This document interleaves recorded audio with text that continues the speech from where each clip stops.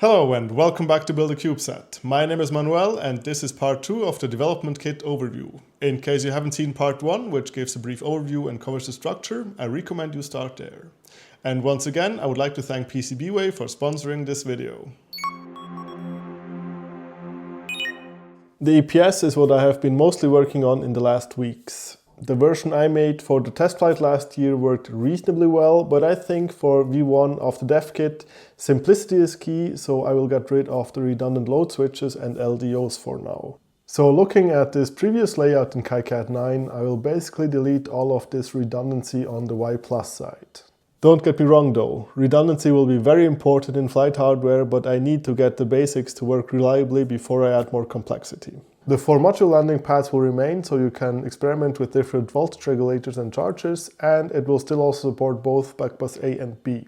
Instead of jumpers, I will use dip switches for manually turning modules on or off. Jumpers will remain for simulating the RBF and deployment switch functionalities.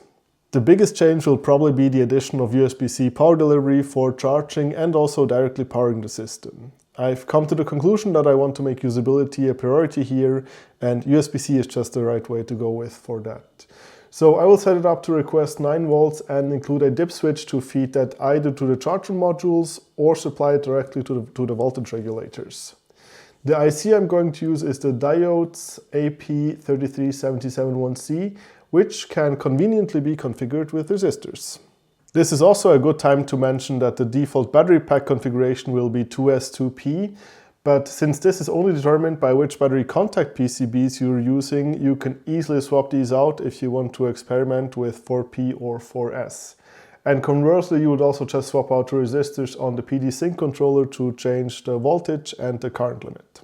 Let's talk about the EPS modules that will come with the dev kit. The voltage regulator module based on the Texas Instruments TPS5D1806 I designed last year got a new revision with more input and output capacitance and different pin out that should make routing on the main board a bit easier. This one is done and ready to be sent out to PCBWay for manufacturing. For the charger module, I made this one based on a TI BQ25306. It is not optimized for solar charging since it doesn't have MPPT, but it's just fine for USB-C charging. And this module is also done and ready for manufacturing. The one thing that isn't included in the CAD here is that I will use pin headers and receptacles for both modules, so swapping them out will be painless. Now there is one more thing that I would like your opinion on. It has become clear to me over time that CAN bus is the best option for inter-board communication on a CubeSat. I2C, SPI and UART are fine on the same board, but between boards, CAN bus is just more reliable and flexible. That's also why projects like SpaceCAN and CSP use it. I'm very tempted to include an STM32 microcontroller on the EPS for voltage, current and temperature monitoring and also for switching power buses on or off. Now this would definitely add some complexity, but it would also greatly increase the usefulness of the EPS. So what do you think? Should I attempt that or should I keep this version 1 as simple as possible and save that for V2? Please let me know in the comments.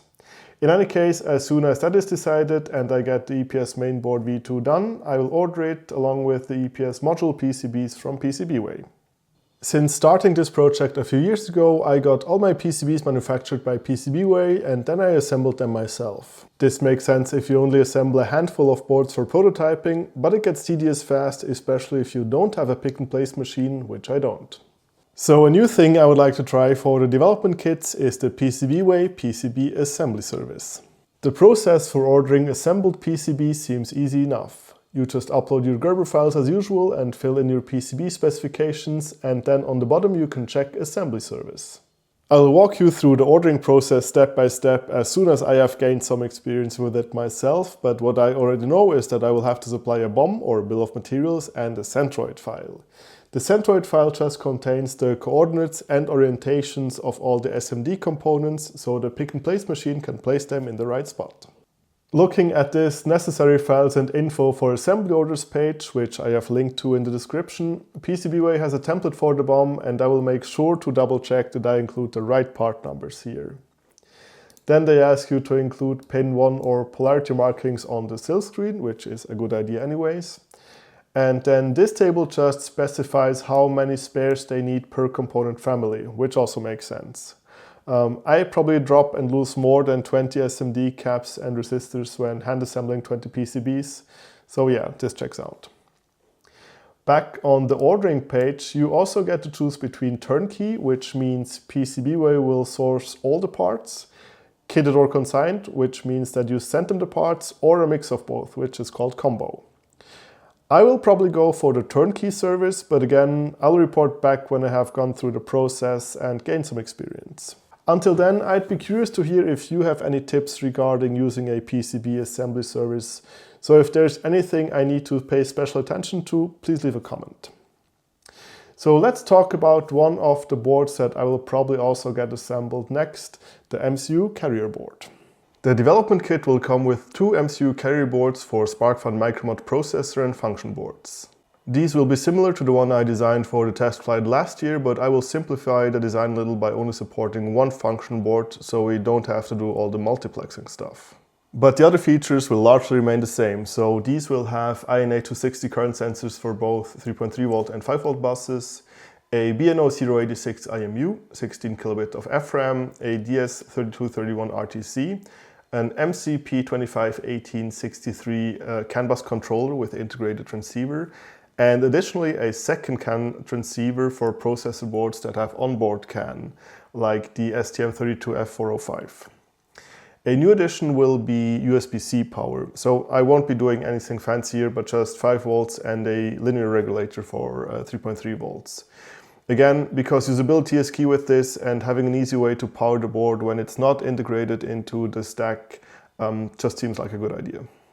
Maybe also a quick word on why I'm sticking with Micromod for the moment. Honestly, it's just a great platform for experimentation and learning, because you can use the microcontroller you want and then either use one of the SparkFun function boards like GNSS or LoRa, or just design your own.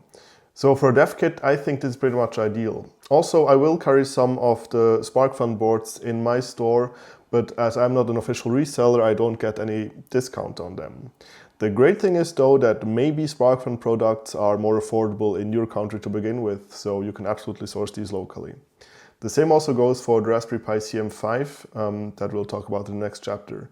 I mean, prices have gone up everywhere, but maybe you have a cheaper source than I do, so it absolutely makes sense to source these locally. Speaking of which, let's take a look at the CM5 Carrier Board next. This board is based on the CM5 Minima Rev 2 by Pierluigi Colangeli, and revision 1 of my respin already works pretty well. Revision 2, which will come with the development kit, will have these features. 2 MIPI CSI connectors for Raspberry Pi cameras or compatible ones, 2 INA 260 current sensors for 3.3 and 5 volts, a CAN controller with integrated transceiver, a BNO 086 IMU, 100 megabit Ethernet over this PCBWay connector for use with switchbox devices, for example, USB-C for power and data, and an M.2 slot. So in the previous revision, the M.2 was key M for PCIe, but I realized that key M may not be the ideal interface after all. I think I will switch this to either key E or key A+E for GNSS and SDR cards, like this dual channel 30 MHz to 3.8 GHz XSDR, which is currently on crowd supply. I would be interested in your opinion on this too, so please let me know in the comments or on Discord which cards you would be most likely to use with this and which key you would prefer. Apart from that, the CM5 Carrier Board will largely remain the same compared to the previous version. Not too long ago, Dario Fresu made a video about EMI and DMC for the new Rev 3 of the Minima, so I will make sure to watch that and see if there are any changes I could implement in my next revision. I will also include a link in the show notes if you're interested. As I mentioned in the overview, all the little pieces you need to put the kit together will of course also be included. So this means M3 bolts in 10, 14 and 30 mm lengths, as well as nuts, washers and brass alignment shims. This will be regular hardware and not the vibration resistant variants like airtight nuts and disc ring washers, again because this kit is intended for benchtop use and not for shock and vibration testing. But of course, you could also use vibration resistant hardware as well as thread locker if you wanted to do vibration testing with this. The only other thing needed to connect everything together are backbus interconnect PCBs. I got the new version with the corrected pad alignment back from PCBWay and now they work beautifully. So the dev kit will include 4 short ones and a long one to reach through the EPS bay and connect to the C- side. Ultimately, which board you put where in the stack up is up to you, so of course there will also be other lengths to allow for other configurations. I think the only other things that I will include is some kind of box to store the dev kit in and a little pedestal for it to rest on. Probably I'll make it so that the lid of the box actually doubles as the pedestal. In terms of tools, you will only require a 2.5mm hex key, a small Phillips head screwdriver and a spatula to put everything together. And I think most people who would order a kit probably have these lying around. So yeah, these are all the odds and ends I can think of right now, but maybe more will come up as I develop this further. Also, do let me know if you have any thoughts on what else should be included. One major thing about this development kit is that it won't come with any software. As of now, I'm not a good enough programmer to write anything that I would be comfortable with other people using for their work or studies. And I don't want to rely on LLMs for that. That's kind of my yardstick for wipe coding in general. If I have an LLM write code that I couldn't have written myself, I'm not going to publish that for production use. Because in my opinion, an LLM should be a productivity tool, not a skills tool. I mean, don't get me wrong, it's great for learning, but it might not be the best idea to use it or to rely on it for a complex project. If you're curious about this topic, I have lately really been enjoying Mo Bitar's videos, and I'll link to his channel here.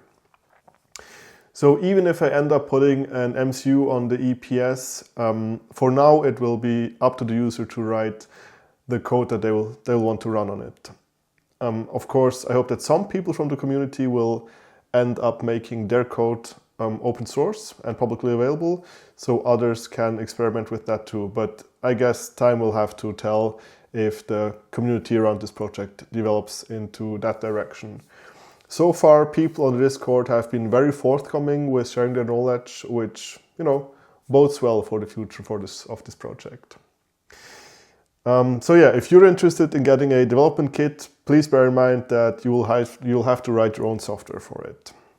Of course, I will do my best to make that as easy as possible by making an effort to supply thorough documentation and including schematics and pinouts and so forth. It's safe to say though that at some point I will have to start working on flight software myself, and it's probably a good idea to start thinking about that sooner than later. So in the next video I'll try to get an overview or a lay of the land, if you will, regarding software architecture options for CubeSats, specifically with a focus on open source options. That's all I wanted to mention in this video, and if you want to stay up to date with how things are progressing with the development kit, you know what to do. Hit the notification link in the description, subscribe to the channel and join the Discord. Thanks to PCBWay for sponsoring this video, and thank you very much for watching all the way through. Let me know if you liked this episode, and I will see you in the next one.